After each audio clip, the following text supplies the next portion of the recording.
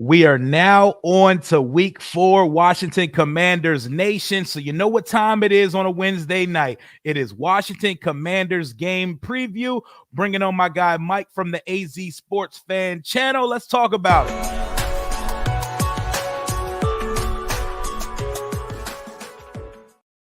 Fresh off enemy territory. What's going on, man? What's up, man? Appreciate you for having me. I'm really excited about this game. Kliff Kingsbury coming back to the desert. Let's get this going. Come on. It is the Kliff Kingsbury Revenge Tour. Washington has already started practice in Arizona. We are not at home right now. We kicked off our first practice indoors at Arizona State today. Coming off your first 3 games, how are you feeling about your 2024 Arizona Cardinals right now?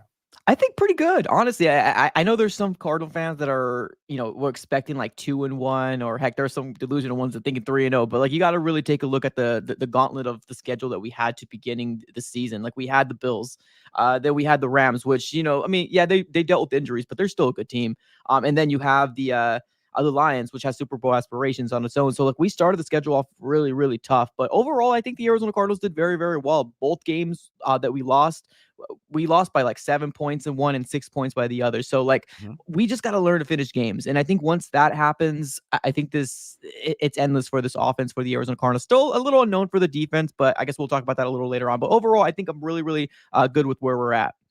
Okay, I hear you too, and I see you got your K1 jersey on. I didn't realize I had on Cardinals colors as well, but y'all know what vibes it is. You see all the burgundy and gold I got here. Appreciate you, Mr. C, for the $19.99 donation. I've been listening to some weeks now. Thanks for keeping it real. Always, we keep it real, we keep it fun, we keep it unfiltered on this channel. Speaking of K1 and Kyler Murray, y'all finished 4-13 like we did last year, but all 4-13 records are not created equal. Y'all played a good part of the season without Kyler Murray, but y'all showed a lot of fight for head coach Jonathan Ganon. Ganon, to all of us outside of Arizona, especially as a Washington fan who knew him from his time in Philadelphia, he seems like an awkward ass guy. What kind of leader is he? How did you feel about the hire when it happened? And how do you feel about the guy right now? Let's start off with how do I feel about when it happened. It honestly, to me, it kind of felt like a left field type of signing. The reason why is because there was just so much media hype about the Cardinals potentially going after Sean Payton. And it almost kind of felt like we were stalking the man when he went to State Farm Stadium, or I'm sorry, not State Farm. It was in Tempe. They ended up meeting there. And then there was so much media coverage around there, and it almost kind of felt like, okay, well, he chose Denver. Now, maybe a couple days before, there was news that Jonathan Gannon was going to be the guy, because the Cardinals were one of the last guys or last teams to end up getting their head coach. And obviously, that usually means something, especially if you have your eyeball on a specific head coach. So once we got him, I know, the viral videos that clip went out, the pew, pew, pew, the fire in the gut. Did you take the bus? All these different things. And that first awkward encounter with Kyler, that shit just looked weird. Yeah, no, it was weird. It took me a while to get not so much on the board, because obviously he's the new head coach, so I'm going to support and see what it is. But like, to get to know him personally, it took a little bit to kind of get his humor. He's still a little awkward. I feel like I don't know, like, if you look at his press conferences, he's very like short and very sarcastic to some media members. I don't know if it's like a vendetta or anything like that, but right now I like him. It's a completely different fresh air, or breath of fresh air, from what we've had before. And I'm not just talking about, Kliff Kingsbury. Before him, we did have Steve Wilkes. I know some people feel like he didn't get a fair chance, and that might be the case, but he is a different type of head coach when it came down to, I don't know, just like discipline and actually accountability with what we've seen in the past regimes. We just didn't get that. We didn't get that at all. And I think a lot of players, kind of can, shadow with what I'm saying, because DJ Humphries, former first round for the Cardinals, obviously he's not with the Cardinals right now just because he's hurt. So, but he ended up coming out and saying like it was more of a culture shock than it was a culture change. So I think that is going to be something where, obviously, as long as wins keep going, more people will start believing in what Jonathan Gannon says. Yeah, he's awkward. Yeah, for sure. I can believe that. But honestly, I'm on board. I'm excited to see what he's going to do for the rest of this year. As long as the players and the rest of the coaching staff are buying into his program, nothing else matters. So 20 games in, would you say the team is responding positively to Jonathan Gannon? Yeah, yeah. I mean, we're seeing a lot of things, and now, I mean, I guess you could attribute to, I guess, where we are at in the rebuild, right? Like we're year 2 right now.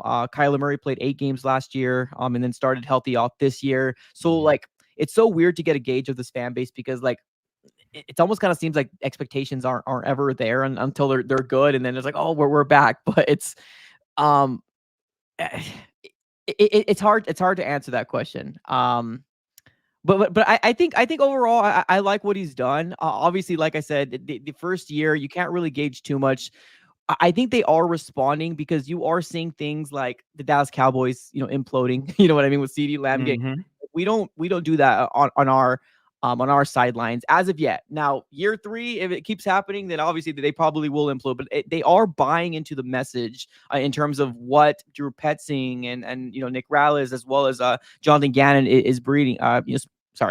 Preaching out there. So I think it's good right now. But we got to start winning somehow because it could turn south really, really quickly. We all know that this is a production-based league. And you need to produce. So we can only talk so much. We need to start action. But as of right now, I think we're in a good spot. Okay, so year 2 of Gannon, you get Kyler Murray healthy off break.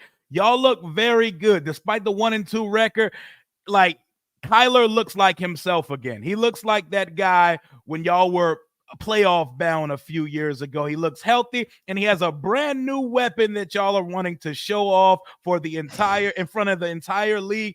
I would like to thank y'all before we get into this matchup because when y'all beat Philadelphia last year, that helped us clinch the number 2 overall pick so that we could draft Jaden Daniels. Y'all got out of our way. We hopped up. So I appreciate you for that before we get into it. But Marvin Harrison Jr., for whatever reason, he was out there running around doing cardio week 1, but weeks 2 and 3, he has shown exactly what we thought he was coming out of Ohio State. Talk to me about MHJ.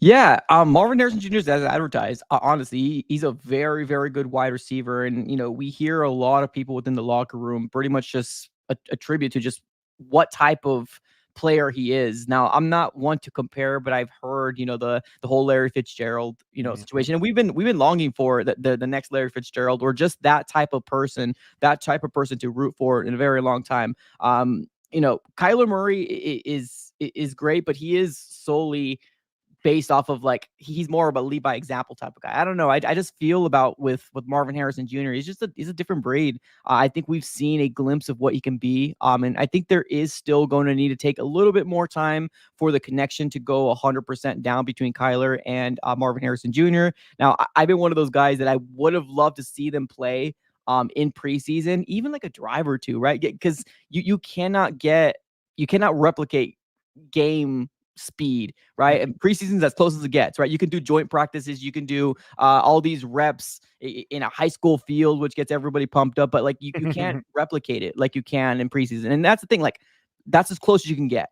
I hope that I was wishing that they were, but I respect Jonathan Gannon's decision not to do it. But now I kind of feel like we're using that as an excuse. And I'm like, well, you should have done it. But I still do think he's a really good player. Honestly, I'm glad we did. I know there were some people panicking when we won a couple of those games late in the season. I'm not one of those that was preaching tanking. I'm never going to be one of those guys, so I will always celebrate the wins. I think that win from Philadelphia Eagles was a really good huge win for the Cardinals. So overall, great, man. I'm excited to see what he's going to do. Rookie of the year, hopefully, fingers crossed. I know Malik Neighbors is balling out himself over there, so we'll see, but I think he's in good hands here with Kyler Murray and Jonathan Gannon. I don't know about all that rookie of the year stuff because there's this quarterback that plays in Washington that I think is going to be a predominant favor for it. But the wide receiver class looks phenomenal through 3 weeks. Marvin Harrison Jr. is going off. Malik Neighbors is going off. Roma Dunze got welcome to the world last week as well. These young wide receivers are a problem. If there's one thing I know about my Washington Commanders, we don't have the corners to guard number 1 receivers. So you got Marvin Harrison Jr. I see Greg Dortch. You got Michael Wilson. What is the plan to attack Washington's defense? A defense that's given up over 30 twice through 3 games, and we even gave up 3 touchdowns to the Daniel Jones-led New York Giants. What's the game plan on Sunday as far as trying to put some points on the board at home?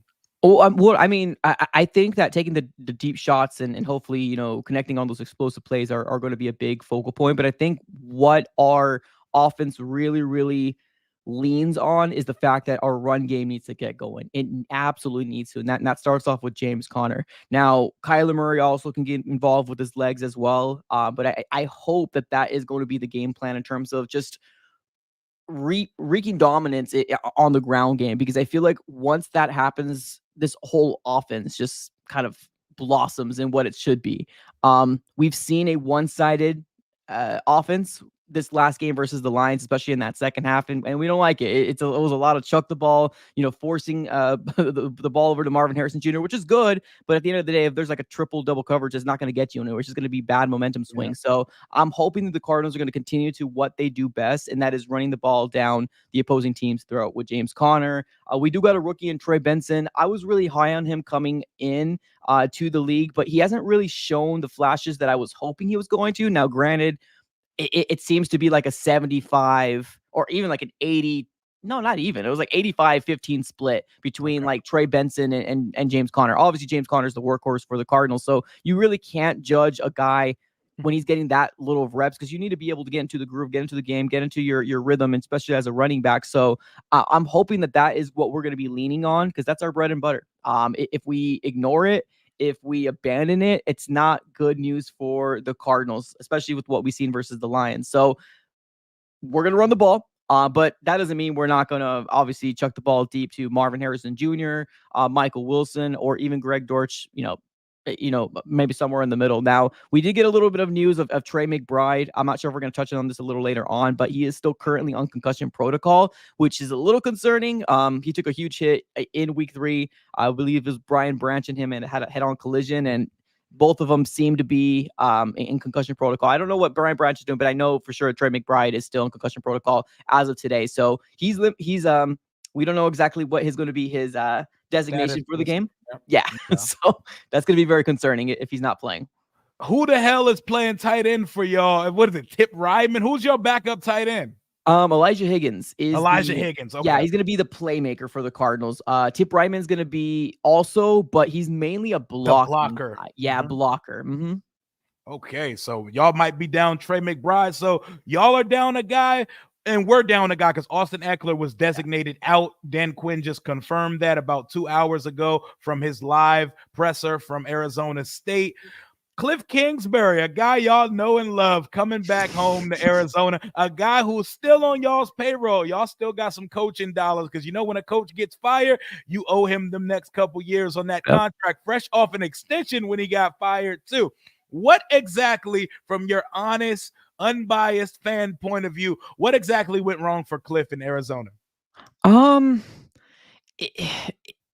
It was an accumulation of a lot of different things. One thing that we hold our hat, on is the fact that we were progressing very, very well, right? From year 1 to year 2 to year 3, we made a playoff appearance. But what happened in that playoff appearance was very telling, because it seemed like we were not prepared. In year 4, that's kind of when all the gears started falling off on the train for Kliff Kingsbury in this offense. Now, it's not all on Kliff. I don't want to put it all on him. Kyler had something to do with it as well as the other players had something to do with it as well. So it's not all on him. But of course, when you are having to pick out of 2, people, you're going to pick your franchise quarterback over your head coach. Now, obviously, it's very unfortunate the fact that he got extended that year, as well as Steve Keim. So it was just a big blow up for the Cardinals to make sure that Kyler Murray knew that you are our guy. We're going to get you a brand new coaching staff, and we're going to kind of go from there. But I don't know. There's a lot of Cardinal fans very disappointed with the way he was calling plays at the end of it all. It was a lot of screen plays, a lot of things that were very questionable. Like when we were like 3rd and long, and he would just do like a wide receiver screen. But, like I said, it's not all on him. But a lot of people called him Kliff Screensbury here for a reason, because we were just getting so frustrated with what he was doing, and he never really had a response. But it's hard to be a head coach because you're scrutinized with everything, right? You have to account for the injury report. You have to say ABC when people are asking about these questions. I do think he's better fitted in a role where he's in currently. I do think he's an offensive guru, right? Or at least what we're seeing here. I think he's a really good offensive mind. Yeah, I think he is. It's just, I think it got to the point where it got out of control. Like it got out of control really quickly, and he did not know how to steer the ship. People were already talking. I think that the locker room already turned against him, and it just you can't come back from that, especially if your franchise quarterback is yelling at you on prime time, and everybody's looking at that. So it just wasn't a good look. It had to be kind of blown up. Oh yeah, man. I just think that Kyler is just one of those peculiar personalities. He's one of those, everybody's not going to understand that kind of guy. And Kliff is such a cool breeze, chill ass guy. He's not about to sit here. He used to look at Kyler like he was crazy when Kyler used to raise his voice and shit at him on the sideline.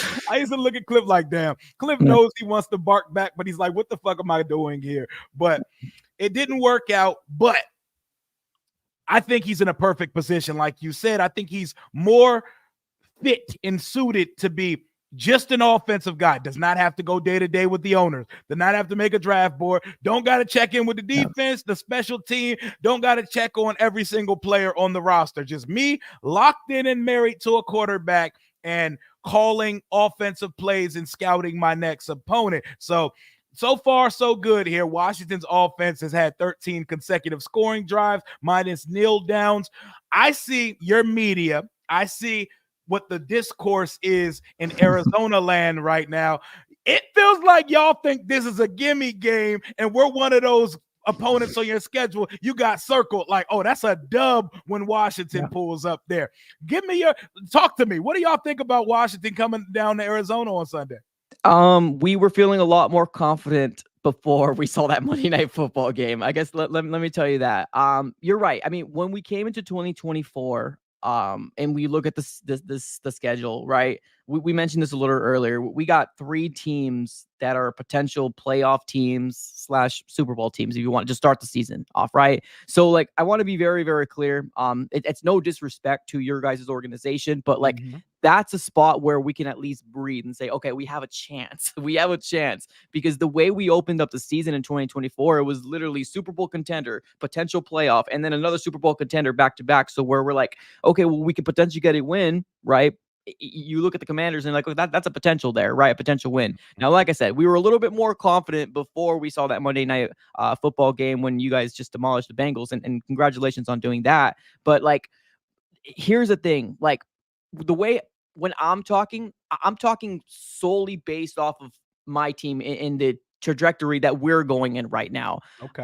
That's the way that I feel like the media should be looking at it, because we're in year 2. You're in year 1. And if you do beat us, man, imagine the chaos that will happen here in the desert is going to be very, very explosive, because there's already part of the fan base that does not like Kyler Murray. Like, I kid you not, like, they do not like Kyler Murray. They're waiting for his downfall. They're waiting in the bushes for him to slip up, and then boom, there they go. They start attacking. And I understand where people are coming from when they say it.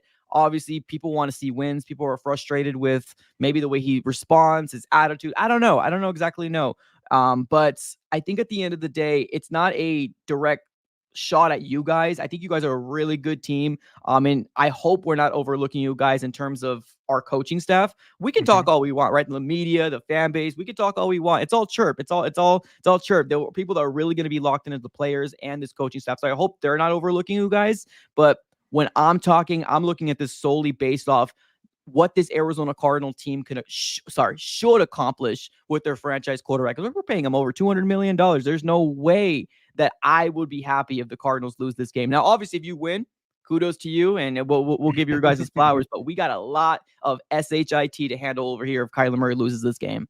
I see Kyler Murray. That's a quarterback that's already established in this league, has a contract. I see Marvin Harrison Jr. I see James Conner, Budda Baker, a couple more pieces on this team. But I think these teams stack up very close Yeah. trajectory rise. You know, we both had 4 wins last year, but two very different situations. We Right. were in our 4th year of Ron and his nasty regime, and y'all were in year 1 with your new coach. So, two very different directions we were supposed to be going, ended up picking 2 and 4 in the NFL draft last year. But I feel like this is almost like one of those push pick'em games where Yeah. y'all are at home, so y'all should be favored. And Washington has one of the worst defenses in the league. But I don't really feel like there should be really a favorite in this game. Both of these teams are trying to prove what their identity is with a relatively new coaching staff. We got a coach having his 2nd time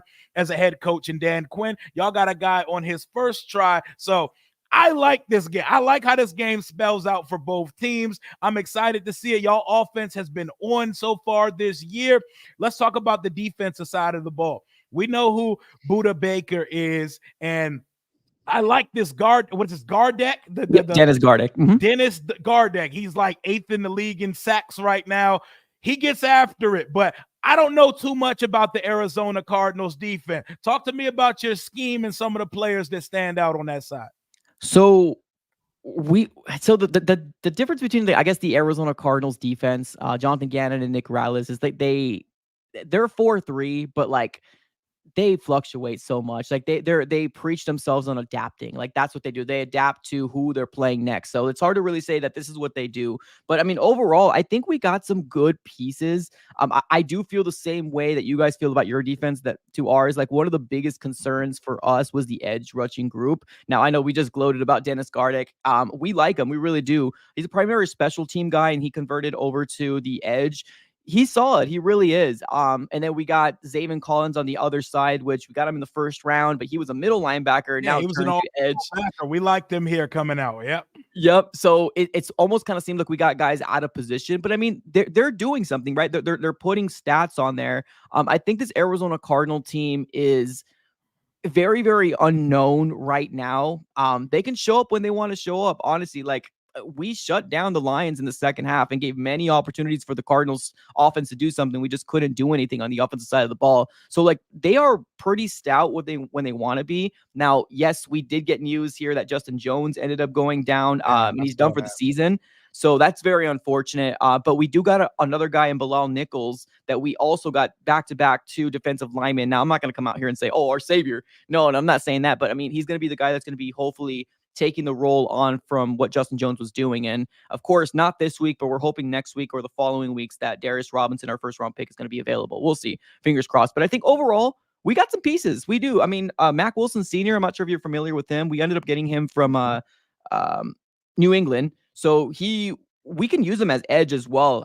He's shown some flashes here and there. I think this team is really good. If I were to say one of the biggest weakest points on this team is being able to stop the run, sometimes can be a very, very big downfall of this defense. Now, I think we did a pretty good job in terms of containing James Cook and containing Kyron Williams, but like everything kind of fell off when it came down to a team that actually committed to running the ball with the 2-headed tandem. That Detroit Lions offense is different. Ben Johnson's game over. It was game over. But like we did pretty good against your Kyron and against your James Cook. Like all we want is contain, right? We know we're not going to stop it. We know we're not going to be able to shut it down. But we want to just contain. And I know you guys got a really good running back over there in Robinson. So that's our biggest downfall, stopping the freaking run, and then constant pressure. Constant pressure is another downfall for the Cardinals as well. So constant pressure. That's music to my ears because Jaden Daniels has been under nonstop pressure and heavy, but there's been extra rushers. It feels like every snap our first 3 weeks of the season. And I'm looking at y'all's defense. The Lions made it an effort to run the ball, and Montgomery and Gibbs both went crazy. Like Gibbs went about 83, Montgomery over 100 as the thunder and lightning combination back. We're supposed to have a 2-headed running back duo as well, but our guy Austin Eckler, he's out with a concussion like your boy Trey McBride may be. So we'll probably be elevating a running back off of the practice squad. So you're going to get a heavy dose of Brian Robinson Jr., who just had his best game 2 weeks ago versus the Giants. That and Our quarterback has wheels. Jaden Daniels lit it up on Monday Night Football, can light it up with his arm, can light it up with his legs. I think the X factor of this game, which quarterback creates more splash plays with his legs? Who's going to do it? Because we know Kyler can jitterbug and run around the field and reverse field, go all across the field and make plays happen. I don't think either of these defenses are dominant. I think y'all's is a little bit better than ours. When you look at our offense, what presents the biggest problem to you? I think the mobile quarterback. We got a glimpse of what. Now, granted, we played Josh Allen, and then we played two stand in the pocket quarterbacks already this year. But Josh Allen alone just did whatever the heck he wanted, especially because he's got the wheels to do it. The Arizona Cardinals had a hard time bringing him down. Now the stature of the two guys. Now, granted, Jaden Daniels is still 6'4", 210, still a tall guy. We need to be able to get back there and wrap them up because, like I said, I mean, we struggle with constant pressure, but that doesn't mean we don't cause pressure. And that's the thing. Like, when we're back there, we need to be able to get back there and wrap the quarterback up. But for your offense specifically, I would say mobile quarterback. I think I'm really worried on what Jaden Daniels can do to this defense because of his ability to extend plays, because he's got the running ability, right? Now, is he like a quick shifty guy? I mean, obviously he's not as Speedy Gonzalez as Kyler Murray, but I mean, is he pretty fast? Oh, I would probably say at worst, he's the third fastest quarterback in the NFL behind Lamar and Kyler. He's different. Like, he didn't run a 40. I guarantee that number was going to be 4.3 something. Yo, he's fast as hell. And he picks his running lanes decisively, and he's shifty. Go back and watch the full condensed version of Monday night. He's making guys do circles. He's making guys' knees play twister.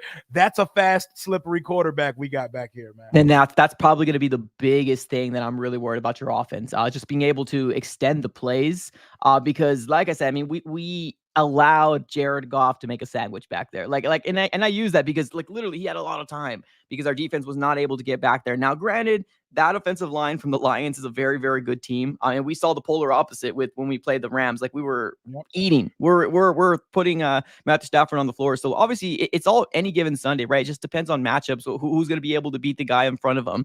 But my biggest concern on your guys' offense is definitely going to be Jaden Daniels. I know he's a rookie. It's crazy that we're talking about him like this, but it's the truth. We saw already flashes of what he can do. And just the connection between Terry McLaurin and just the ability of, I don't know, like, it almost kind of seemed like they got the stamp of approval. Like, that little interaction right there, that's so big in the NFL. The chemistry down from a wide receiver to a quarterback, man, it might be lights out. Not for the Cardinals, but maybe for them. It's going to be really good for them.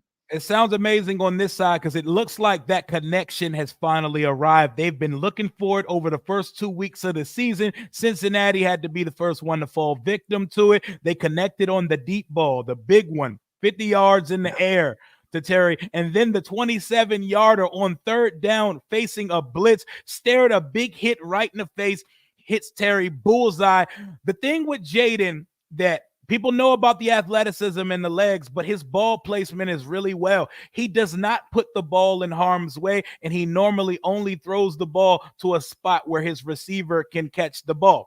There is something to be said when a rookie quarterback has led an offense to 13 consecutive scoring drives. 13. That is 2 straight games versus the Giants. It's easy to look at the box score and ignore the fact that we scored no touchdowns that day because we scored 7 field goals, and every time we got into the red zone, we got multiple penalties. We had 10 penalties that day, and every time we got down there, we had to back up. And playing behind the sticks is not anywhere you want to be with a rookie quarterback leading your team. So our offense is what gives me confidence on Sunday against your team. Your number one corner that will be lining up against Terry McLaurin. Who is that? Sean Murphy Bunting? Who's on the outside lining up with Terry? It probably will be Sean Murphy Bunting just because of the veteranness of who he is. We've seen him struggle this year. Yeah, you didn't sound too excited about that matchup. I wasn't excited about the signing, to be honest with you. But I mean, you got to give. I mean, we have a lot of potential right now in our cornerbacks with Max Melton, a 2nd-round pick, and then we also got Garrett Williams, which is a 3rd-round pick last year. So, like, we got potential of what could be. But but it's most likely going to be Sean Murphy Bunting. And then we also got another guy in Starling Thomas V, which I really like him. I think it was an undrafted guy that we ended up getting from the Lions in the waiver claim. So he's a really good player, but I think who's going to be lining up with Terry is probably going to be Sean Murphy. But if he starts burning us, man, somebody better make a switch, because I'm telling you, he gets burnt. I know y'all got something we don't have. We don't get safety help over the top. Y'all got one of those ones back there in Buda Baker. He's still holding down the fort as a captain on that team. Oh, yeah. Oh, absolutely. Buda Baker got hurt, and then literally we're like, oh my God, he might be done for the game, and he comes back. This guy doesn't quit. Like, I love the fight and what Buda Baker can do, and he's made some crazy plays, especially in that Rams game where, like, you think that they were going to convert that 4th down or 3rd down. He comes shooting like a rocket and makes that tackle. Like, he's still there. And his counterpart, Jalen Thompson, is another underrated safety back there as well. Got the ability to play very, very good coverage. So I think our safety tandem is very, very good. Our cornerbacks are a little scarce, but obviously I think they just need a little bit more time. Hopefully, I'm just being optimistic here. Okay. All right. I know you got to get out of here in a few, but I got 2 more for you. I got 1, and then we're going to do predictions for this game. Cool. Your X factor for this game that will decide it for the Arizona Cardinals is? Okay. I'm going to give one offensively and one defensively. I'm with it. Okay. Go for it. So defensively, I'm going to start there. I'm going to go Gardeck. I think Gardeck needs to really emphasize as to why we shouldn't be crying as a fan base to say, you need to go after and get Hassan Reddick. You need to have another good game like that. And we're not asking for another 3-sack game, but I mean, if we can get back there, cause pressure, get 1.5, 2 sacks, that would be great from Dennis Gardeck. So I think that would be our X factor for this game. It's easy to put Buda. I just wanted to put something different. I think Gardeck is going to be the guy that's hopefully going to cause pressure for the Cardinals. So defensively, offensively, I'm going to throw another wild card out there again. I'm going to say Michael Wilson. I think it's easy to say Marvin, but I think what we got to do is we got to get everybody. We got to give the love. We got to spread the ball around. Michael Wilson is a solid number 2 wide receiver. We've seen some crazy catches that he's made in last week, and I think he can be good. He's just got to get the opportunity. Ball's got to get slung his way. And I know right now it almost kind of seems like it's an agenda plan where Kyler Murray's like, Marvin, get the ball to him. Especially after week 1, where he got like 1 reception, 4 yards. So like it almost kind of like ingrained in his head, but we got to spread the ball around. I think when his offense is sharing the ball with Greg Dortch, Michael Wilson, I think everybody has time to eat. So I would say the X factor is Michael Wilson. If he has a good game, it's obvious that Marvin will also too. Michael Wilson's a dog. We definitely know what Michael Wilson looks like. We played a game week 1 versus y'all last year, and we made it a lot harder than it needed to be week 1 last year. That was the last time we seen Emmanuel Forbes make a play, who I think is going to return to this game Sunday, according to head coach Dan Quinn. My X factor for this game, I'm not even going to make it a player, so this is a little lazy. My X factor is whoever wins the turnover battle will win this game. Facts. Washington, we don't force turnovers, but for whatever reason in 2024, we don't turn the ball over. We do not cough it over. Eventually, our rookie quarterback is going to turn the ball over. You cannot be perfect and have a full season clean sheet, but whatever defense can find a way to turn the ball over, they're going to have the advantage in this one, because I think it's going to be an offensive game. Give me your score prediction for Sunday's game, man. I think this is going to be a shootout game too. I think both offenses are going to get points up on the board. It's going to be a very fun game. But I got to give it to my Cardinals. I got to come out and say this is the home game. We need to take at least 2 of 3 if we want to come back into the realm of potential playoff buzz type of team. I'm going to say we win this game, but I'm going to give you guys a lot of points because I think you're going to put a lot of points on our defense. I'm going to say 33-30. Cardinals win. Oh my God, what a shootout. We're in for a treat on Sunday afternoon. 33-30 Arizona. I'm going to say 27-26. There's going to be offense. I think it's going to be more yards than points, but that's still a little shootout as well. 26 is a wacky number, but it's been a wacky season so far. True. Fluky things happen like safeties and multiple field goals are going for 2 and missing it. I got 27-26. Jaden Daniels leads another game-winning drive in Arizona and comes out 3-1, has Washington sitting atop the NFC East after outdueling Joe Burrow and then Kyler Murray in consecutive weeks. thank you for coming on the channel tonight, man. You can Absolutely. let folks know where they can find you on socials and on YouTube before you go. Absolutely. You can just search anything DAZ Sports Fan. I am on Instagram, X, and YouTube is where I'm the most active. But you can also, if you want to check on TikTok, there's a couple posts here and there. But like, the main thing is going to be YouTube and X. That's where I mainly put my content out. Absolutely. Y'all heard the guy. Once Washington gets this W on Sunday, let's spam his chat and his comments after the game, and let's talk about it. Appreciate you for coming on tonight, my guy. Absolutely. Thanks for having me. Yes, sir. All right, y'all. It's time to talk amongst the family. You know, we had a good time with our guests, and I want to be totally honest now. I think the Arizona Cardinals media, I think their fan base, I think they got us kind of fucked up. They got us fucked up. Like, this is a pick 'em push ass game. Ain't no way the Cardinals think that there's some prohibitive and predominant favorites against us. I don't see that shit at all. I see a good offense. I see a good quarterback, a very lovely number one receiver that they drafted this year, and a pretty solid running back in James Conner. And we can't stop nobody from getting 6 or 7 yards of carry. But that roster is ass. And you know, if we see an ass roster, we can recognize one because our roster is ass too. Our roster is ass too. And I'm looking at that Arizona roster, and I'm looking at the condensed versions of their game, and I'm like, ain't no way they think they about to just dog walk us on Sunday. Where does that logic come from? Where does that thinking even start for Arizona Cardinals?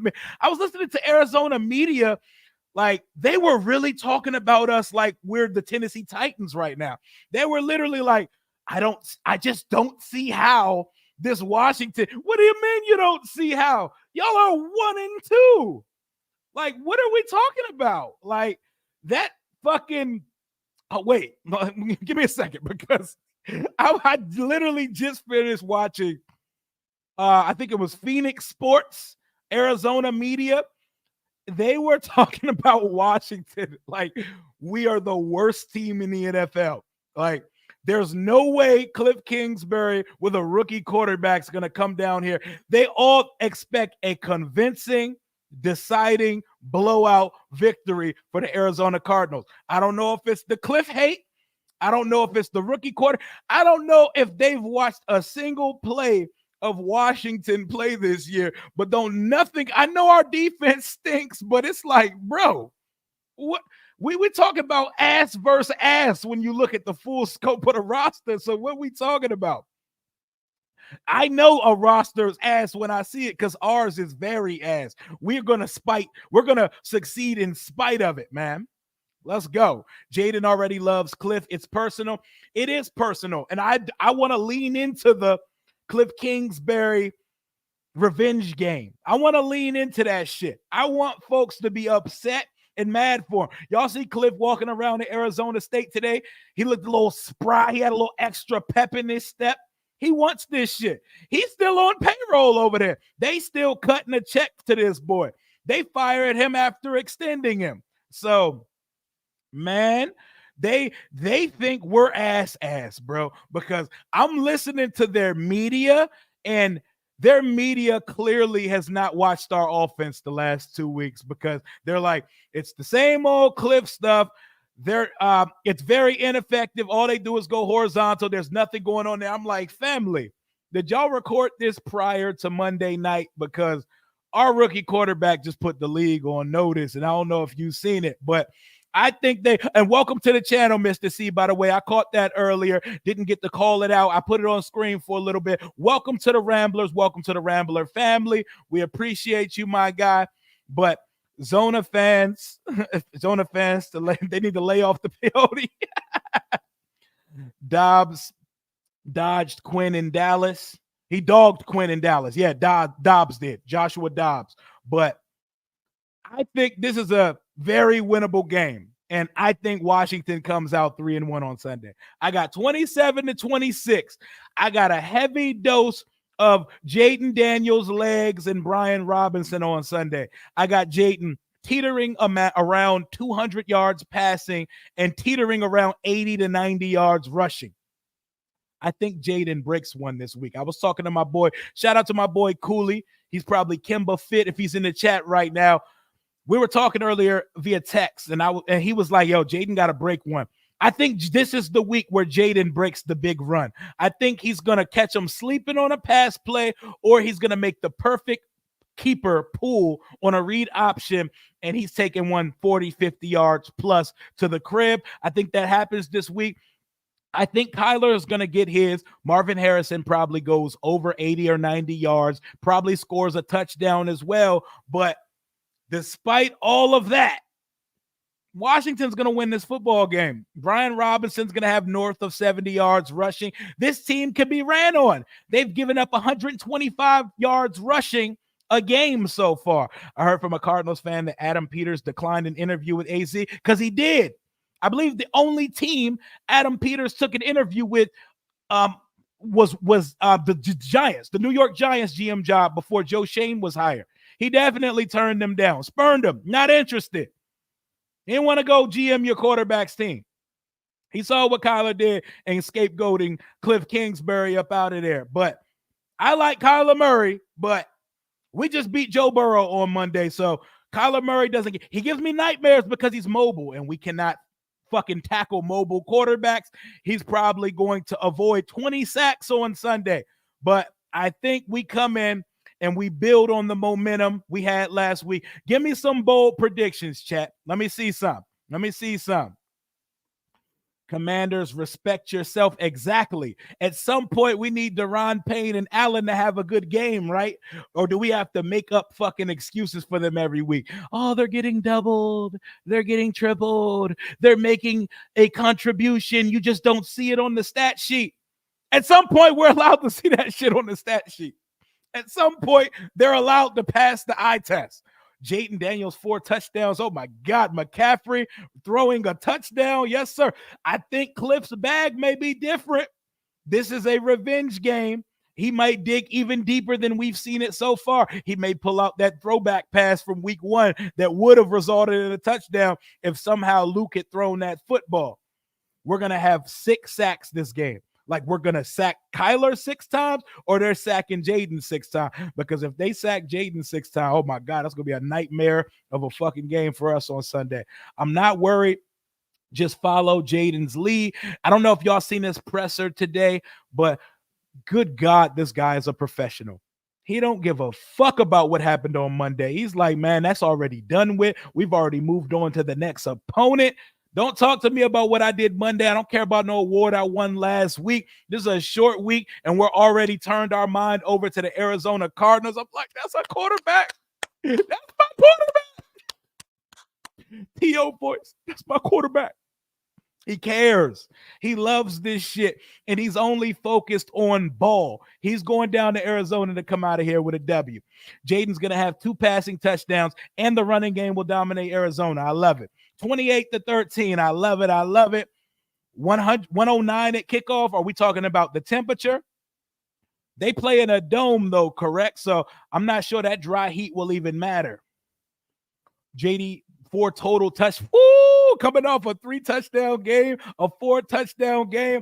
We're going to be talking crazy to Bears fans and their rookie quarterback, to the Broncos fans and their rookie quarterback, to the Dallas and the Philly fans and their quarter. Don't let Jaden stack another virtuoso performance in a master class, putting a Cosme on him 76-0. Speaking of Cosme, Sam Cosme's name popping up on the injury report has me kind of shook, y'all.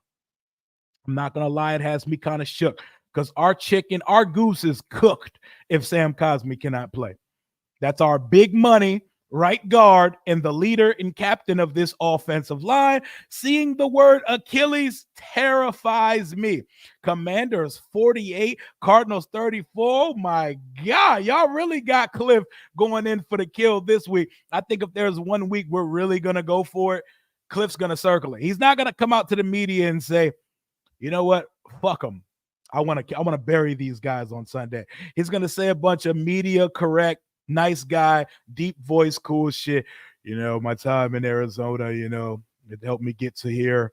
And it was my first opportunity to coach in this league. And I want to go ahead and thank the Cardinals. He's going to say a bunch of nice shit, but I know deep down he's like, fuck them. I know everything about this little dwarf motherfucker quarterbacking that team. I know everything good, bad, and indifferent about him. And I'm going to share all my knowledge and tutelage of this man to Dan Quinn and Joe Witt Jr. because we got to get to this guy. If we give Kyler all day to fucking throw the football around, he's going to kill us on Sunday.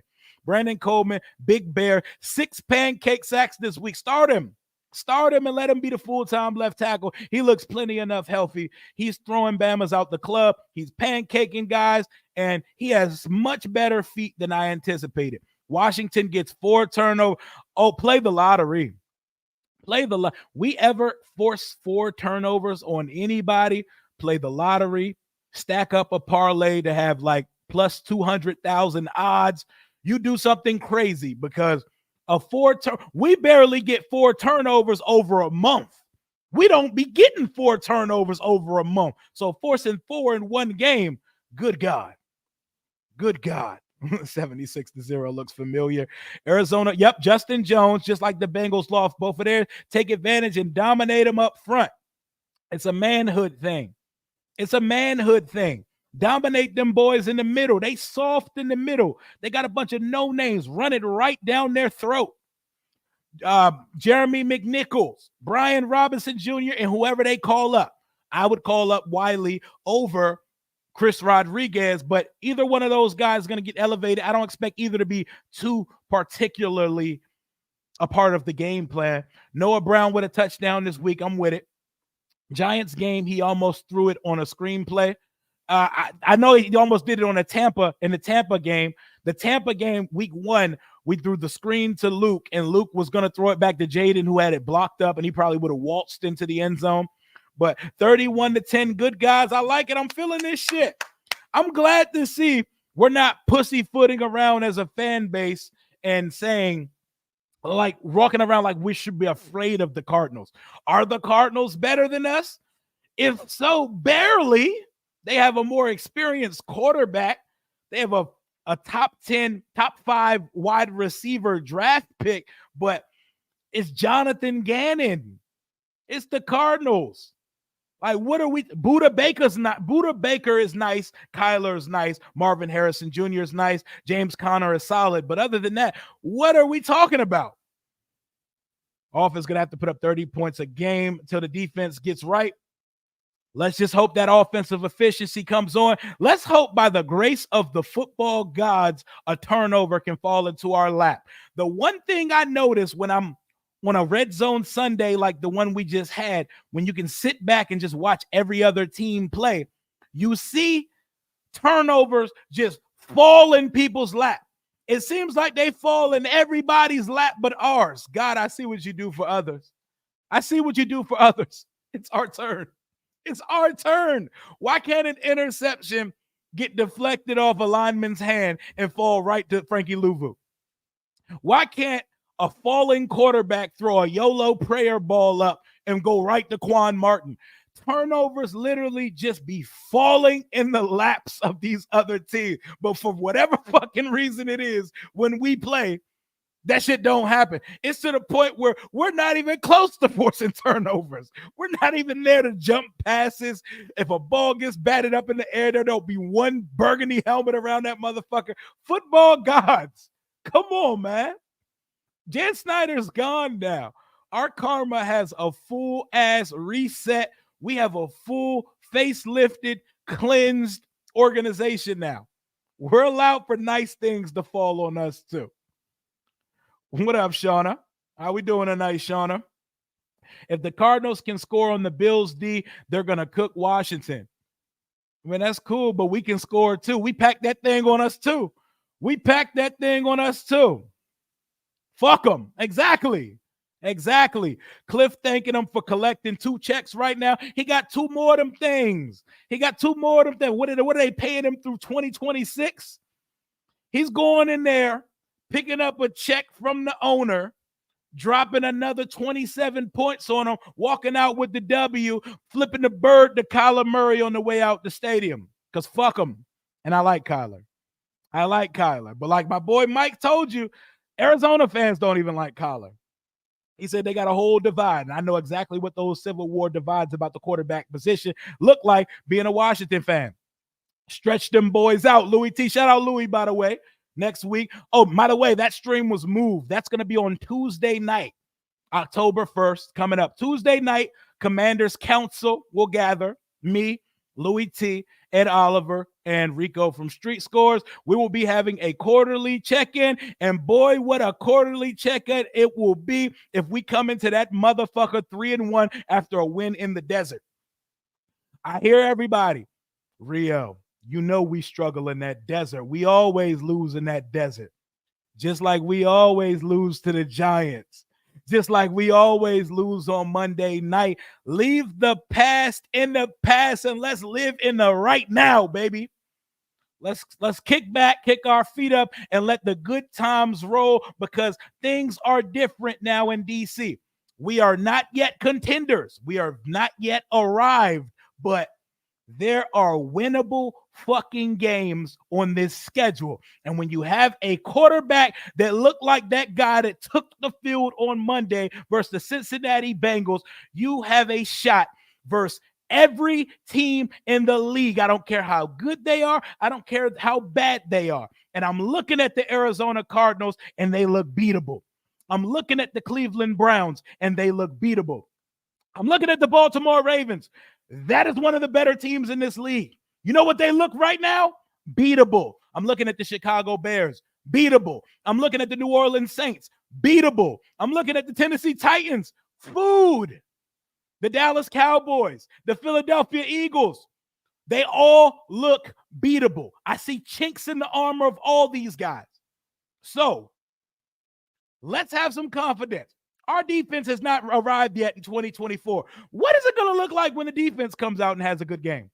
Because a broke clock is right twice a day. So the defense is bound to have a good game eventually. What does it look like when the offense has a competent game and the defense looks average? I'm not going to say fries, but the defense looks average. Because if we can get average play out of this nasty-ass defense, then we have a shot on every Sunday that we step out on that field.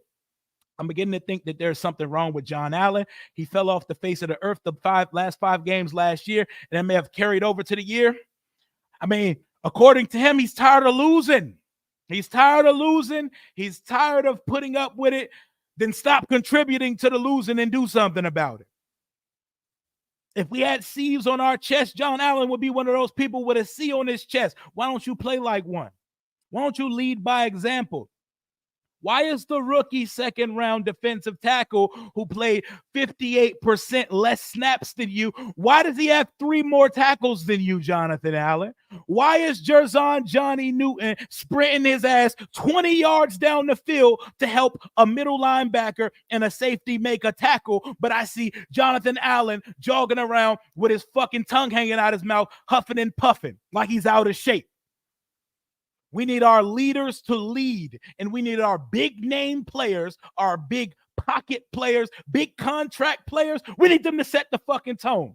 Terry stepped the fuck up on Sunday because that's what big paid players do. They step up in big spots. This ain't a big spot, but everything is a big spot when you're a team that's playing to establish an identity, a team that's trying to evaluate who's going to be a part of the big picture here going forward. So every win we get this year is a plus. It's for morale, and it's to build something. You can expedite this rebuild process real fast if you start winning games you're not supposed to win. And that Cincy game was one of those. We were not supposed to win this game on Monday. We were not supposed to win it. This Arizona game, we're not picked to win it. We're 3.5-point dogs. That team looks just like us. They're trying to establish their identity. They're trying to figure out if this weird-ass Ganon guy is a good coach. Is he a competent coach in this league? Is Kyler going to continue to be the long-term answer? And what are they? Because just like us, the Arizona Cardinals, they lack foundation. They lack an identity right now. So fuck them. Fuck them. Nobody should be walking and shaking their boots at this Arizona Cardinals team. I'm picking us to win for the 4th week in a row. Am I a little crazy? Am I off that shit? It sounds like it sometimes, but this is a winnable football game. Point blank, period. If I can't pick us to beat the Arizona Cardinals, who the fuck can I pick us to beat? I watched Bo Nix go to Tampa Bay last weekend, throw no touchdowns, and beat the shit out of the Tampa Bay Buccaneers that beat the shit out of us in week 1, a week after the Buccaneers beat Detroit, the NFC conference favorite Detroit Lions. I don't know what is what in the NFL right now. Weird shit is happening at a regular basis. Parity is at an all-time high. The Sam Darnold-led Vikings are 3-0. The Seattle Seahawks are 3-0. The Justin Field-led Pittsburgh Steelers, but that's what Mike Tomlin does. Mike Tomlin's one of them ones that coaches. That Omar Epps-looking motherfucker can coach football with the best of them, and people don't put enough respect on his name when they talk about it. So this ain't one of those weeks where we got to say shit like any given Sunday. You never know. We could go. It's the Cardinals, Mo. It's the Cardinals. It's the Arizona Cardinals, bro. It is the Arizona Cardinals. I'm looking back to the 2018 QB class where 5 quarterbacks went in the first round. 4 of them quarterbacks are frying in 2024. Sam Darnold having the year of his life. Lamar Jackson having a very good season despite the Ravens being 1-2. Josh Allen is your front runner for MVP, and he's a man on a fucking mission. His turnover gene has not showed up this season. And then you think about who the Cardinals drafted in 2018, Josh Rosen. Yikes. Oh, also Baker, the first pick of that draft. Baker's frying. The Cardinals are the only team who had to start over after that, and they started over with Kliff Kingsbury and Kyler Murray. And Kyler Murray doesn't get another contract in this league if it wasn't for Kliff Kingsbury, if it wasn't for the tutelage and the coaching of Kliff Kingsbury. But Kyler got too big for his britches out there and said, fuck the coach. This is my team. And we've seen that happen here in D.C. before. So it happens. It happens, y'all. We need at least one fumble and interception. So let's call you out, John Allen. Let's see you do better. The thing with John Allen and Daron Payne, they will go to the media and throw a tantrum.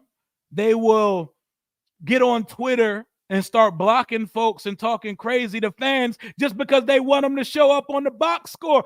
Are we not supposed to want more out of our $45 million defensive tackles? Are we hating because we want to see you do well? Are we hating on that? Are we hating because of that? The dude that does the Commanders Report podcast keeps saying we're trying to work out a trade for Devontae Adams or the dude from Carolina. Have you heard anything? I've seen one report about that, and that was the one I reported on the channel the other day. What's his name? Dan Graziano, the guy that's covered the NFC East closely as an insider for ESPN. He threw out Deontay Johnson and Devontae Adams as names that we could be interested in. I think he's just linking us because he sees our wide receiver room. The cupboard is pretty bare, but guys are developing. Y'all know what the vibes are. Y'all know what the vibes are. We'll see when we get there. I need to stop. John Allen having a weekly spot on the Junkies makes so much sense now that I think about it, because I fucking hate listening to the Sports Junkies. I grew up loving to listen to the Sports Junkies. What up, Jets gang? He said, y'all boys looking sweet. I hope that's the good sweet, not the bad sweet. Shout out, and I'm going to tip my cap to you, Jets gang. Y'all 2-1. We 2-1 right now. Cheers. Cheerio. Rodgers is back. It's nice to see Rodgers back. The league don't look right with Rodgers throwing for under 200 yards, man. Don't forget about old man Rodgers. Oh, I'll never forget about him. That's one of my GOATs right there. Get in the playoffs because the playoffs needs him. Shauna said the defense definitely needs to be better significantly. Significantly. We need a triumphant performance by the defense. Joshy, best quarterback in football at the moment besides Jaden. It's going to be real fun one day when we could put our guy in that conversation. Give it time, y'all. Give it time, y'all. Devontae Adams is a Jet. I know that would be the first destination he would go. But did y'all see him on K Adams' show? K Adams threw the lob. K Adams hit the Magic Johnson. She threw that bitch up to Adams. So did you see that Jaden Daniels guy last night? He looked special, right? K Adams out there doing God's work for the boys, you know? He said our fan base was miserable and our stadium sucks, and I can't be mad at him for either of those statements. He did not say I would never play for that football team. You wouldn't want Davante Adams? You're alone there, because I definitely would gladly take him here in D.C. I think Luke's going to have a big game. He's been very close. Luke should have 2 touchdowns on the season. We got to teach that boy how to tightrope a sideline and how to dive his ass in the end zone, because getting stopped inside the 4-yard line twice this year, I swear we've robbed. We're a bunch of TD thieves, a bunch of touchdown thieves on this team. How many receivers have we had get stopped inside of the 5-yard line, inside of the 3-yard line? Jaden's had 4 touchdowns wiped off the board this year. Keep Allen on the sideline. Payne and Newton should be our starters. I'm with it. It's time for them to show up, man. It's time for them to show up. I got you, my boy. Payne and Allen are undersized, 6'3", 300. That don't cut it. If you're double teamed by 2 6'6", 330-pound motherfuckers, but that's the job. That's the job, y'all. The junk sold out big time. The junks are cool for entertainment. If you want to hear about betting, if you want to hear about chicanery, betting, or some weird shit, the junkies are your squad. They're their radio program. If you want to actually hear people talking football who actually know the sport, that is not your show. That is not your show. I promise you, Davante Adams would not be a distraction here at all, because that's a phenomenal football player who's never in his life been a problem off the field. He said our fans are miserable and our stadium sucks. I'm here to tell you, our fans are miserable and our stadium sucks, and we're trying to change the culture here. So Davante Adams said the same shit that I would say if I was someone who played against the Washington. The junks, my favorite thing about the junks is that when they try to report something and say they got sources in the locker room, who y'all talking to in the locker room? EB, Lurch, Valdez. I don't know anybody in the fucking locker room. Like, I don't know. That would tell me that if we were to I'm not saying we're trading for Davante Adams or Deontay Johnson or anything. Deontay Johnson looked good when he had a quarterback throwing him the ball last week. Andy Dalton was slinging that bitch. But if they were to make a trade for a wide receiver over a cornerback or over something else, that would tell me one of 2 things. It would tell me, 1, elite receivers are actually available. It would tell me, 2, they realize the defense is ass and they're going all in on Jaden in the offense and saying, we're going to get to the defense. We're going to give it some tender love and care in free agency, via trade in the offseason and in the NFL draft, because the core and the crux of this roster is going to be built through the draft. And Adam Peters is a draft guy. So everybody needs to pump their brakes on Adam Peters, and we need to let that boy cook, because he's going to put this team together the right way. And in year 2, with a bunch of money to spend, with a clear evaluation of who should be on the roster, he's definitely going to. He dissed the city. He didn't diss the city. I agree with him. Our fans are miserable as fuck, and our stadium is ass. I mean, he said the city sucks. Okay, that was a little. I mean, you know what I mean? My whole family's from D.C. I have a lot of feelings about D.C. I have a lot of feelings about D.C. myself. My whole entire family's from Southeast and Northeast D.C. So, hey, if y'all don't want an elite player because he said D.C. is an ass city, go ahead and go to D.C. and go tell me what the roads look like. Tell me what it smell like outside. And go to a certain part of D.C. and tell me how fire it is. I ain't mad at it, bro. I wouldn't be mad at it at all. The Junks are the longest running radio show. So, I mean, if y'all don't want a player because he said something about y'all different than me. I don't give a fuck about none of that shit. That don't got nothing to do with what he's going to do on the football field. We have not had elite blue chip talent here. I'll take a nigga with a criminal record. As long as he's not beating women or children, I'll take him with a criminal record. I'll take somebody with early showing CTE. I'll take a locker room cancer because I think we have the coaching staff to handle it. We're talking about Devontae Adams, who has no off-the-field issues and is still elite at his big age. I will take one of those here in an absolute heartbeat, and I wouldn't give a fuck if he doubled down on those comments. What's going on, man? Bears and Pats fans on social media get nervous that Jaden is him. Yeah, I seen Bears fans saying, hey, guys, Jaden's offensive line is way better than Caleb's. What are we talking about? Y'all told us y'all had a top 10, top 8 offensive line and the best setup for a rookie quarterback ever. But now Washington has a better setup than Chicago. The switch up is crazy. The switch up is crazy. I'm thinking we should be calling the Saints and deal Allen for a 4 for Marshawn Lattimore. Do you think he's washed up? Even if Marshawn is a step or two past what he was about 3 to 5 years ago, dog.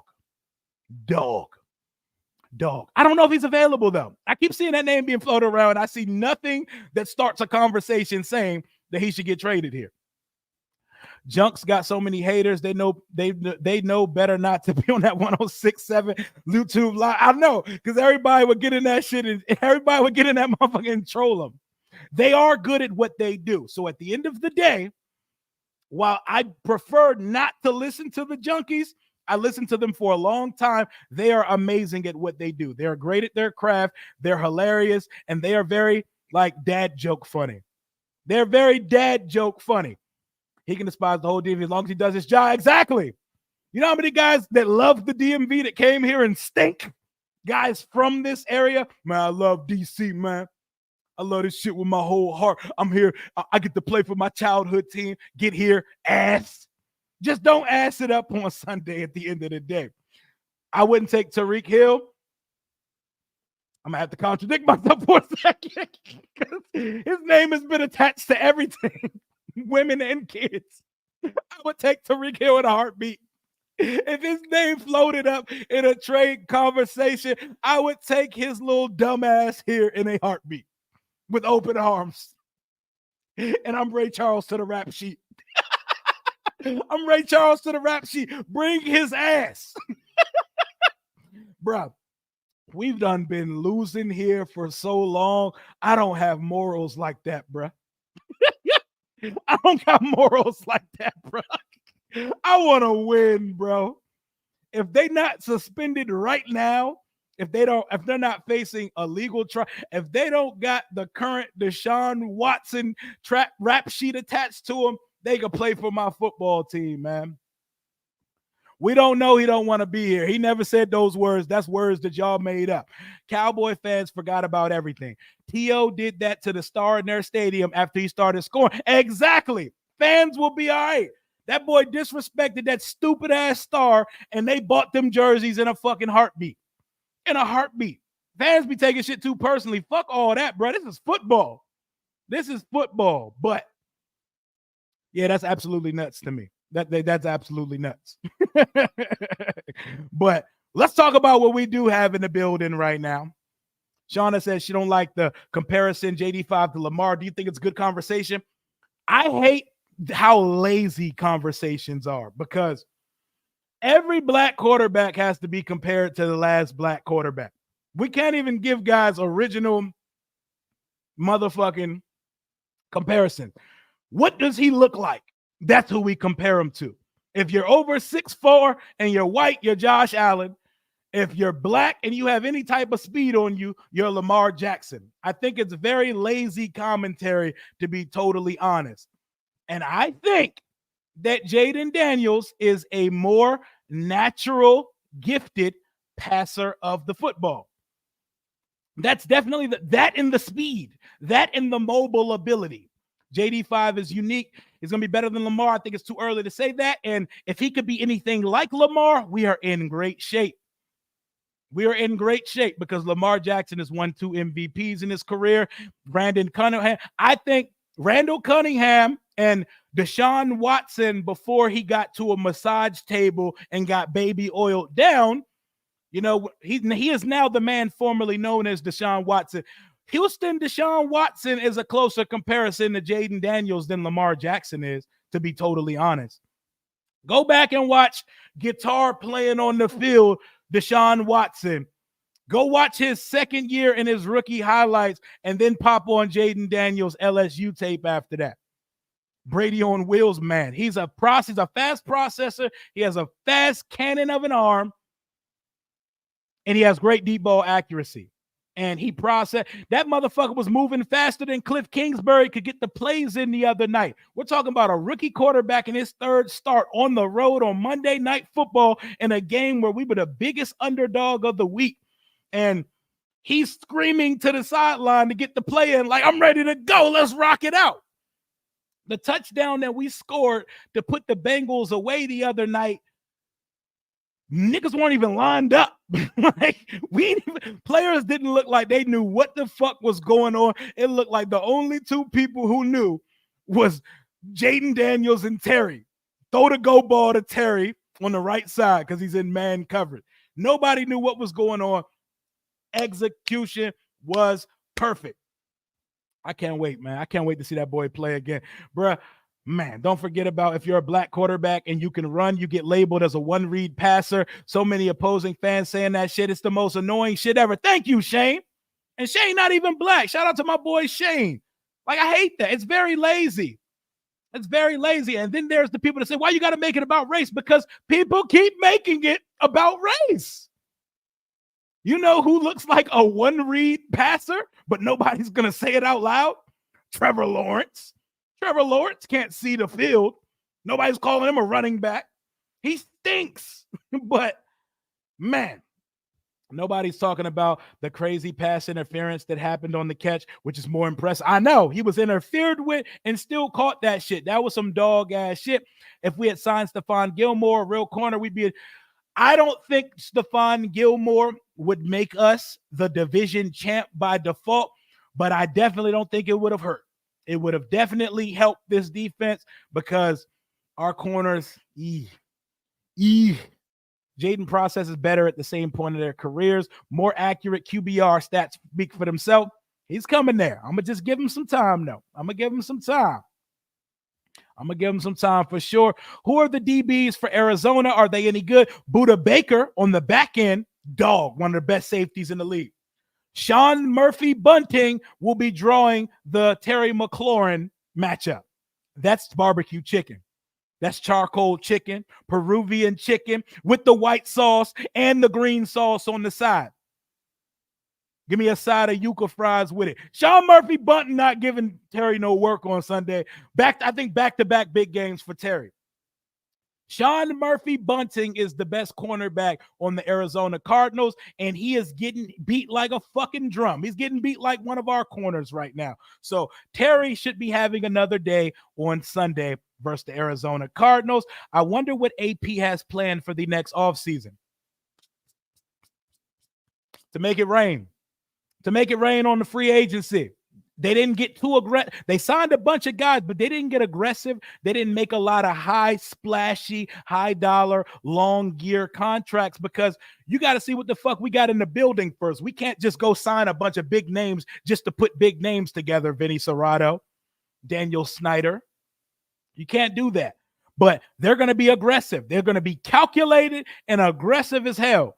And our name's going to be in the mix for a lot of guys. And most importantly, guys are going to see Dan Quinn, somebody I want to play for. Jaden Daniels, a quarterback I want to play for. Kliff Kingsbury's offense, something I want to be a part of. Love it. Love it. That game was very personal for JD5. He was different. I know. I keep telling people, bro, he don't fuck with Burrow for real. There's mutual respect there, but they don't bang with each other. I'm about to get me some Peruvian chicken with the yuca fry. Hey, ask for extra green and white sauce, bro. That shit is fire, man. They need to keep feeding Terry the ball. Versus Sean Murphy Bunting, I'm targeting that man 12 times on Sunday, period. Terry told that man Jaden on the sideline, and I get one-on-one, just throw that motherfucker. Just throw that shit. I got you. We got you. And then Reeves walked up and said, boy, you different. Let's go.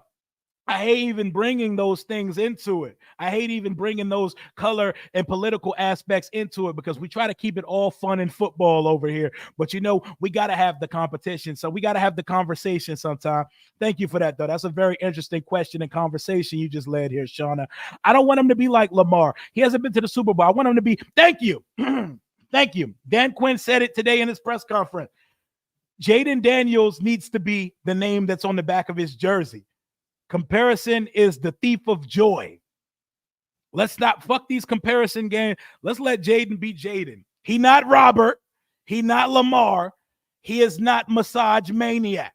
He is Jaden Daniels. I wish I knew his middle name because if you watch this channel, you know I'm pulling the middle name out if I know it. I love to say me a full government name, 42 to 21. Oh, I love it. Spicy. Now Jaden got a feel for Terry. It's wide open now. It's up. It's up now. He knows where to put it. All it takes is one. It's like watching a good shooter see the ball go through the net. Once he sees it a couple times, to the moon, baby. To the moon. Appreciate you, Jaquan, for the $4.99 donation. He said, we forgot to show our O-line some love. They look good these past 2 weeks. I love it. And what's more important, pass rusher or cornerback? That's a good question, by the way. And shout out to Bobby Johnson, who got this heinous rep coming in after coaching the worst O-line in the league last year, the New York Giants. Turns out he's not a bad offensive line coach because our O-line has got progressively better each week of the season. They did a phenomenal job versus the Cincinnati Bengals the other day. They shut Trey Hendrickson, other than the one time he split the double and got to Jaden. They shut his ass out for majority of Monday night. I love it. The offensive line, Brandon Coleman looks like a dude. Andrew Wiley played better. Cosme's a dog, and I am praying for his Achilles because when I see Achilles and a big name attached to it, that shit almost looks like a death sentence. Please be okay. Please be getting just a veteran rest day. Tyler Biotish, who Dan Quinn calls Mr. Badass, dog. Nick Allegretti, who we brought over from Kansas City, dog. These dudes are throwing Bamas out the club. They're pancaking, and they gave Jaden Daniels all the time in the world to get his shit off in front of the whole world. And they did so good Monday that Bears fans in their drunk ass logic all of a sudden think that we have a better offensive line than them. Y'all have Roma Dunze, DJ Moore, Keenan Allen, Cole Kmet. Y'all told us y'all had a top 8 to 10 offensive line. DeAndre Swift, and a significantly better defense than Jaden Daniels set up here.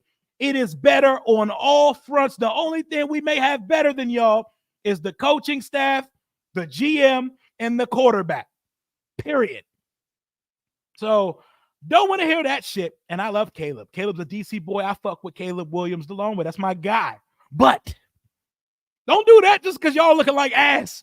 Just because y'all looking like ass, y'all not about to sit here and nitpick. Oh, they're spoon feeding Jaden. He's only looks good because they're throwing horizontal passes. Listen, bro. Y'all made Caleb throw the ball 51 times. He's bound to hit some of that shit when you throw the ball that many times. I watched Sam Howell do that shit last year. That is not the developmental track I want my 23-year-old quarterback on. So talk to Shane Waldron and your coaches. Don't hate on us for having a good game in prime time. Meanwhile, y'all got belts put to ass when y'all were in prime time versus the Houston Texans. And Indianapolis beat y'all with Anthony Richardson, who can't throw a fucking slant pass, but he could throw an 80-yard bomb. Don't come at us for that. And he said, what is more important, pass rusher or cornerback?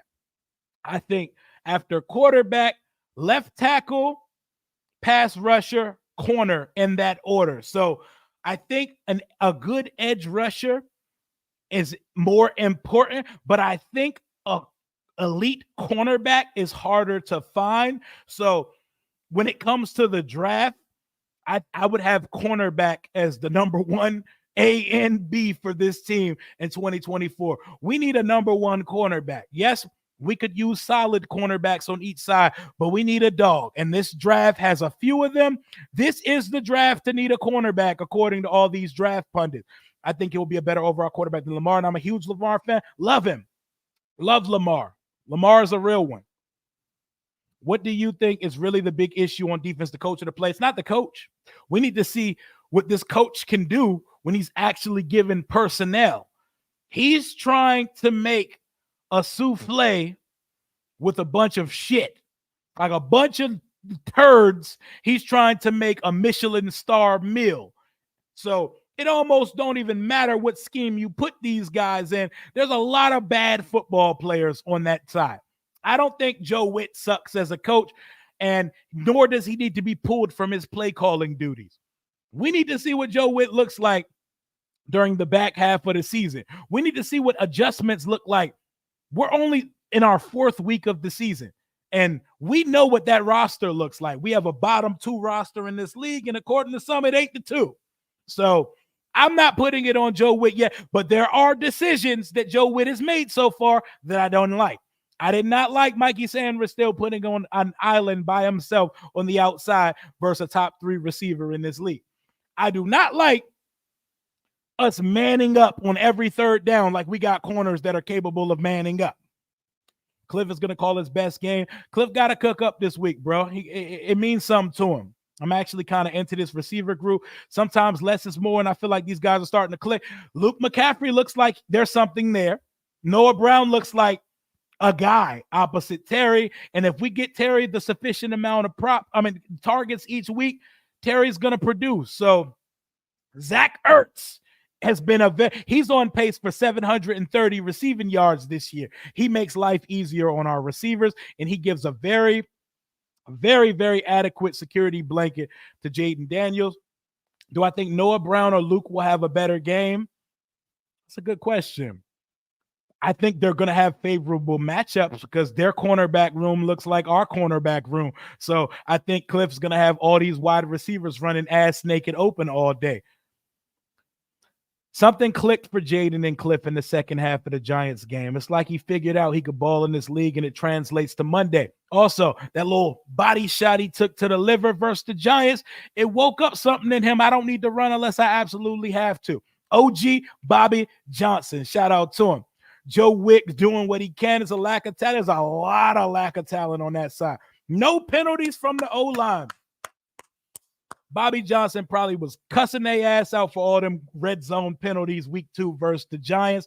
Jaden Daniels is going to be the comparison. Who was Mahomes compared to before he became his own man? Yeah, you know, that is correct. I believe he was compared to Brett Favre. He was Brett Favre-esque, Josh Allen-esque coming out. We're going to see. He can make the big throws, learns and correct. He auto-corrects. He doesn't make the same mistake twice. Yes, sir. And he's not, as a rookie, sometimes your only option is to do some frantic, rash, fuck it, just throw it up. Jaden is so mature beyond his years. It's not normal that our rookie quarterback hasn't turned the ball over yet. It's not normal at all. What Caleb and Bo Nix got, about 4 picks each? 4 or 5 turnovers each. It'd be like that. Jalen Hurts has more interceptions than touchdowns right now. He's going to turn the ball over eventually. Jaden Daniels is not going to end the year with 0 turnovers because that is not a thing people do in real life. It's not even a thing people do in Madden. I'll be throwing 8 picks in one game. But Jaden Daniels is mature enough to pick his spot.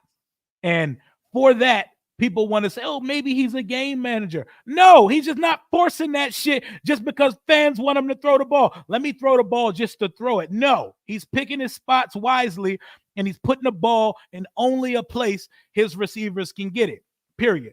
I feel confident about this one. Your guest seemed very scared of JD5. We will score points. Shout out to my guy Viscount over there at the UK. Shout out to him, Day One channel member, Day One supporter. Always appreciate it. But he did sound afraid of Jaden Daniels. I noticed the shift, right? Because I was on his show earlier in the day, and he was interviewing me.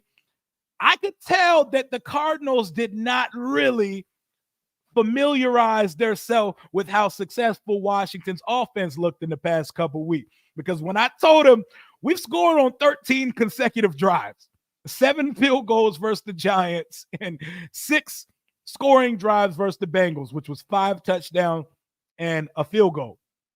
That's not normal. That's not, what are we, the first team in the Super Bowl era to do that shit? There's nothing normal about what we're watching. We're obviously going to turn the ball over at some point. Shit, we may even turn the ball over this Sunday. But you can acknowledge, you can accept, and you can give light and credence to how well and efficient our offense has moved under Kliff Kingsbury. So y'all need to lower the rifles and y'all need to let Kliffy cook. I definitely remember having this conversation about Wentz, and it's not just white, but ginger. It's the funniest thing ever, not the skin color. Not a fan of the redhead quarterbacks, man. You don't like the redhead freckles? Y'all smash that like button. We still got 345 in here. We'll probably get out of here in a little bit, but we're having some good conversation right now. Jaden's Madden rating better be at least an 80 by now. I know they got to update that shit after that game on Monday. To be honest, if this team has minimal injuries, we'll be in the playoff. That's very confident. I like you saying that. I'm not going to tell you you're sizing it because coming off Monday's game, it's okay to feel that way. Ultimately, we could end up being humbled and getting drummed on Sunday versus the Arizona Cardinals. But with the way the league's looking this year, and our division look real vulnerable, you never know. Shane Waldron equals EB 2.0, and he hasn't been that guy before, but they're pressing. In Chicago, they're pressing. Ryan Poles got a job to save. Eberflus got a job to save, and Shane Waldron is a 1-year rental. So they're putting that boy in a very not advantageous situation for a rookie quarterback. You don't get a rookie quarterback and say, save us now. We got to go straight to the playoffs. Fuck your development. You spraying that bitch all over the field. They better protect that boy. They better learn how to develop him. It's going to be a long season in Chicago. Did I see? Yep, I sure did. I sure did see Ryan Clark get hype and break down Jaden Daniels' performance. I watched every single national hit that said the words Washington Commander Jaden Daniels the last couple days. I've been living in it. I want to tat this game on my chest, bro. I want to live in this shit forever because it feels good. Even if the coaches are padding his numbers, they're in first place. That's all that matters. And they're not padding his numbers. He's being efficient. He's balling. I don't want to hear that shit. If they're holding JD5 back, he's going to be dangerous at 100%. Yep, because he's already looks dangerous now. Wait till they let him off the leash. We got a little peek of what that looks like on Monday night. Jonathan Allen and Daron Payne suck. It's their problem. I can't argue how they look so far this season. We need a number 2 corner too, a solid second stringer. We need a lot of things. We may need 2 safeties. I want to see when Jordan McGee gets back, I want to see what he looks like because I don't know, man. I love Bobby Wagner, leader. Bobby Wagner looks slow. And he looks like his best years are so far away from him. But he still makes tackles and knows how to wrap guys up. After 3 weeks, how would I grade the coaching staff? Considering that we're sitting at 2-1 right now, and that was probably unexpected for most, I will give them a solid B-. A B- and a C+ are about the same thing. B-. The team plays hard for Dan Quinn, and Dan Quinn has this team ready to play each week. And those are not things I'm going to look past as a fan because there were a lot of Sundays, Mondays, and Thursdays, even a Saturday, where we looked so fucking unprepared under Ron and Jack and them. And I'm not trying to dwell on the past. I don't even want to talk about those guys. I hate that I mentioned them, but I'm going to give these guys a good B- so far. Let's see how this thing shakes out Sunday so we can have a full first quarter of the season, 4 weeks grade that I'm going to give when we have our stream on Tuesday night because it's a quarterly progress report. Our first report card for the GM, the coach, the quarterback, and the team. We're doing that on Tuesday night. Is me, Louis T, Ed Oliver, Street Scores, all that shit. Payne worries more about streaming Call of Duty and driving his Rolls Royce. Payne got the bag and said, fuck football, bruh. I made it. I won in life. Am I concerned about saying Rastil? He had a pretty good play, but he hasn't been doing as good. Slot corner is a very hard position to develop in. You go back and look at Kendall Fuller's rookie year. It took him some time, but once he got there, he was a dude.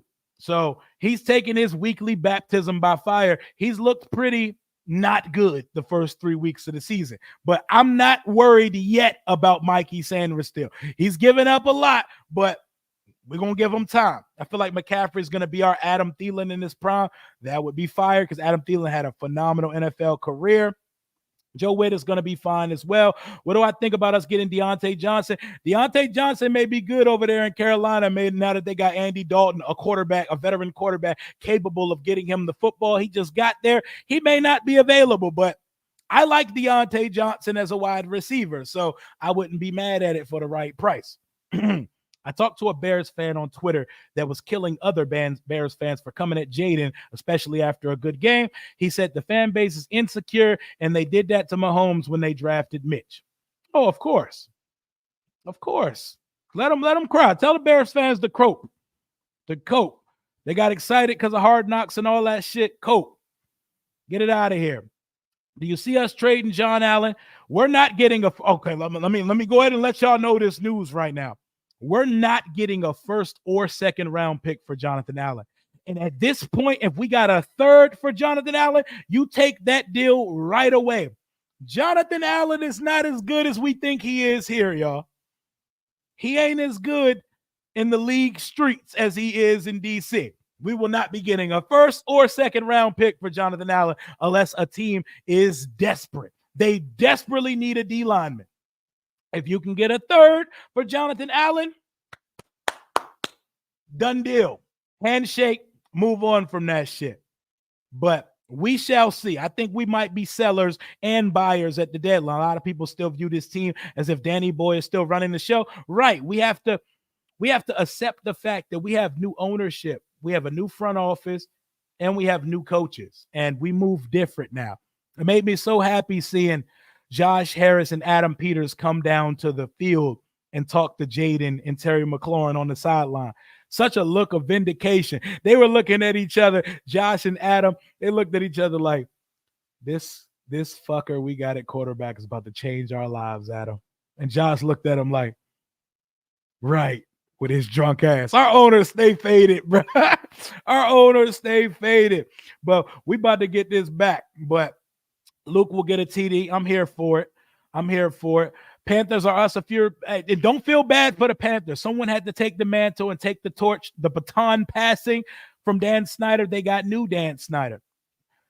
Better than Brock Purdy. Brock Purdy's a good quarterback, so he's going in that right direction. I'm not going out on leaps and saying all of that yet. Fuck Allen and Payne. My grandma could get to the QB better. My thing to close out this show, we're going to end this one. Smash that like button if you're still in here. I appreciate y'all for rocking with the boy for 91 minutes so far. My thing with Allen and Payne to close the show. If you're not going to be a pass rushing defensive tackle that helps sack production and pressure on the quarterback, you better be a upper echelon run stopper. You better live in the backfield. You better make motherfuckers never want to run it to your hole. My problem is they are neither right now. They are neither. They have little to zero impact through 3 weeks of the season. Fuck the box score. Fuck the having one tackle. I'm watching Daron Payne and Jonathan Allen miss tackles. I'm watching Jonathan Allen running around huffing and puffing like he's out of shape multiple weeks in a season. And I'm also hearing Jonathan Allen show up for a weekly appearance on the Junkies. And I don't hear the type of accountability I need from one of our captains of our football team. We need to see more from these guys. And if you're a fan and you're making excuses for them, you're part of the problem, because our best players cannot afford to not show up on Sundays. We're not good enough yet. And that defense is one of the bottom 2 to 3 units in this league. So if we can't get nothing from Allen and Payne, then who the fuck can we expect anything from other than Frankie Louvu? We finally get linebackers and then the rest of the defense crumbles. That sounds like some Washington shit, but we're not going back to old Washington shit. It is Josh Harris's world now. It is Adam Peters' world. It is Jaden Daniels. It is Dan Quinn's world. And we are going for win number 3 this Sunday in Arizona. My prediction, Washington wins 27-26 over Arizona on a game-winning drive from rookie quarterback Jaden Daniels. For the second time this year, shit, you can call it 3 if you want to say him putting that game on ice was a game-winning drive the other day to Terry McLaurin. But I got Washington winning by 1 point on Sunday. I'm going to mix it up with another Cardinals fan at some point this week, and I'm going to go live tomorrow, watch party style. We are doing a hate watch, a divisional hate watch, baby. It is Dallas at the Giants tomorrow. We get the hate watch the NFC East. On Friday, we're doing a stream with my boy Josh Taylor at 4 p.m. You know, he's on Texas time, so that's the time that worked out. I know that's a random time for a Friday, but get in, get out. We're going to have about a 1-hour stream, and the streams just will be Washington win this game if. So all of us, y'all in the chat, and me and Josh on the screen, we're going to put our minds together for all the ways Washington needs to take advantage of to win the game this weekend. And you already know the vibes on Sunday. Watch party all day style. We're going to hate watch Bucks Philly at 1 o'clock. We're going to go watch party from 1 o'clock all the way until the end of Washington, Arizona. Y'all know the vibes. It is full-time content creator Rio at your service. Thank y'all for pulling up. Thank y'all for getting me over 13,000. Let's get to 14,000 by Halloween, and let's get to 15,000 by the end of the season. 15, 20, and then to the fucking moon. Thank all of you for pulling up and watching this shit. Smash this like button on your way out. Tell a friend to tell a friend. It's the realest Washington Commanders channel around. Until next time.